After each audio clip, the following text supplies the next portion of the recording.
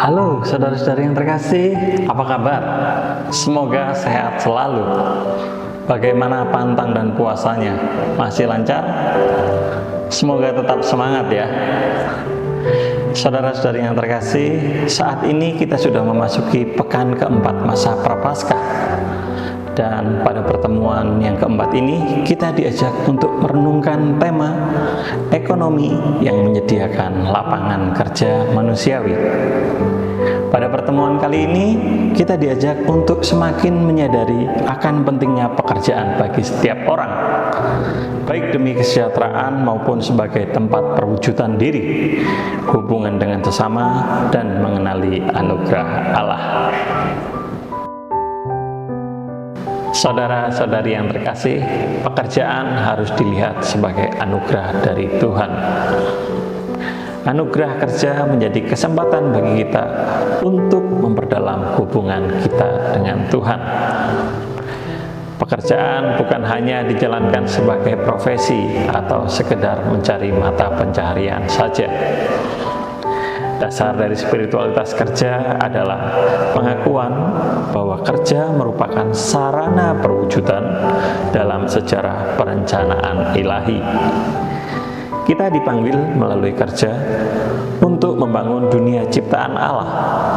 Inilah yang menggerakkan kita untuk berkarya demi keadilan, cinta kasih, dan perdamaian. Pada pertemuan kali ini, kita juga diajak untuk mendalami inspirasi kitab suci yang diambil dari Injil Matius 20 ayat 1 sampai dengan 16, yakni perumpamaan tentang orang-orang upahan di kebun anggur. Cerita tentang keterbukaan dan kemurahan hati pemilik kebun anggur ini mengumpamakan keterbukaan dan kemurahan hati pemerintahan Allah yang melampaui semua perhitungan manusia. Pertama-tama, tergambar komitmen Allah yang tanpa batas untuk melibatkan semua orang yang mencari ke dalam kerajaannya.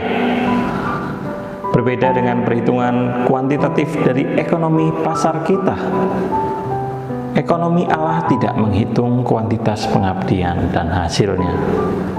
Yesus memiliki visi yang berbeda tentang nilai kerja dan upah yang adil dan benar daripada sering terdapat di dunia ekonomi sekarang yang cenderung mengurangi tenaga kerja manusia demi mekanisasi, atau hanya mencari tenaga kerja paling kompetitif yang ada kalanya diiming-imingi dengan imbalan setinggi langit, dengan akibat bahwa masyarakat menjadi semakin senjang.